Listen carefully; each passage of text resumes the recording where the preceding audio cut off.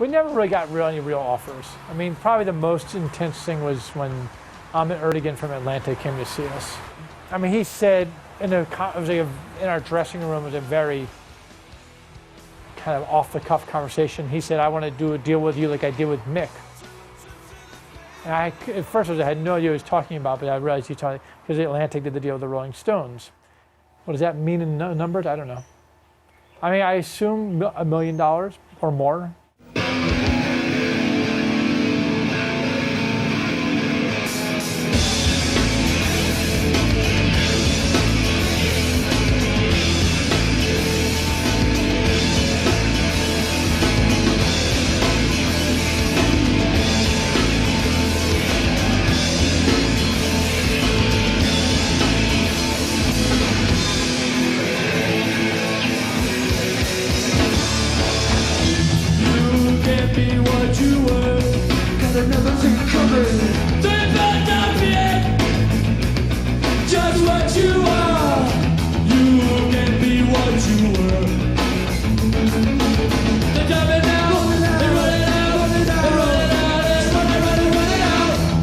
We became spoiled about controlling our atmosphere. They were our shows, and we enjoyed that, and it empowered the band in a way, because there wasn't too many other forces to change the feeling of the night. We could kind of take the momentum of who the opening bands were, or whatever the venue was in, and then how much people paid to get in and everything, to getting on stage and working with it as it happened.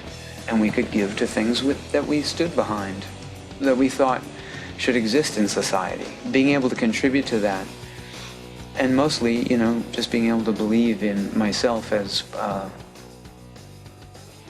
having the power to do something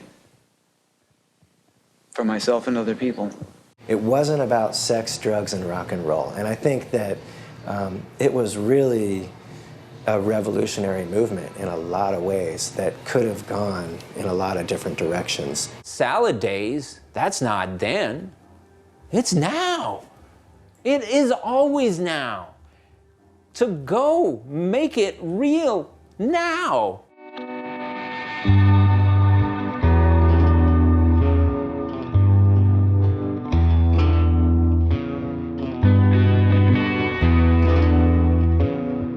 Like, the first time I recorded a song by myself with 2 tape decks, going back and forth, and playing drums on pots and pans and writing, like, when I was finished with that, and I held that fucking tape in my hand, I swear to God, I felt like I'd gone to the moon and back. I was like, look what I did. And I felt that way in everything I've ever done. And it comes from here. It comes from being in Washington, D.C. Before my exposure to punk rock, my perception was if you wanted to make culture, anything, art, music, anything, you had to be a special person. Whereas like other cultures in the world, or pretty much every culture, it's pretty normal for people to make music. That's like, thank you punk rock for like giving me that kind of like breathing space to like think about this stuff and realize it's an inherent human capability. Creativity is normal.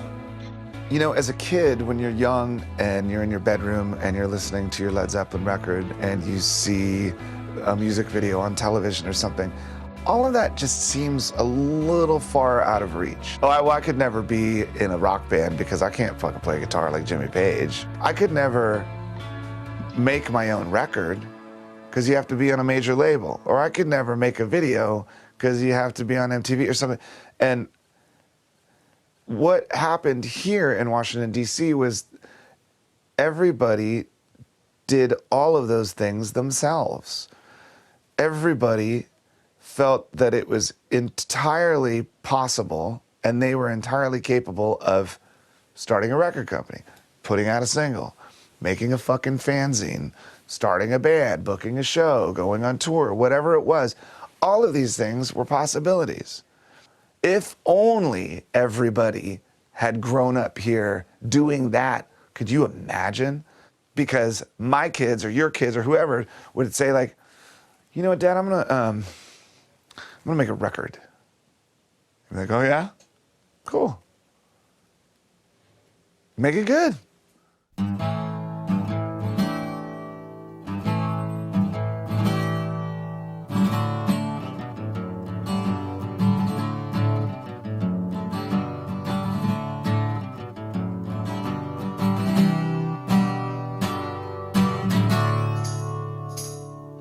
Sometimes I feel like I'm living with a stranger, walking by myself. Sometimes it seems these hopes and dreams all came from somewhere else, but I don't know.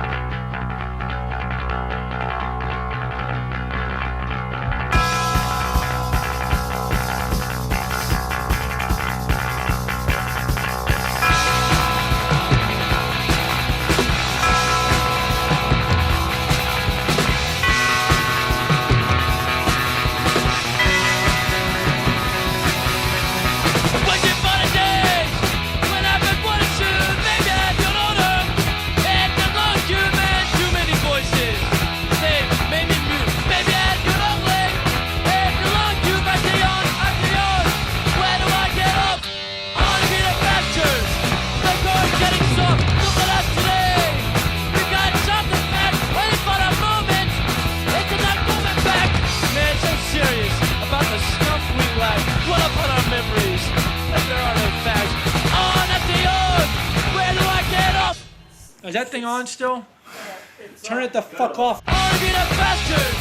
The door's getting soft. Do you remember the time? I don't know. In fact, about, 3 years ago, that was what we do in the 30s. And, we're hanging out. There's some girl was doing each other like this. And they helped us. You see a pump. Yeah, how you doing, man? That was really cool. Yeah. What happened, man? These days, that was really fun. I don't know. Shit. Yeah. How you doing?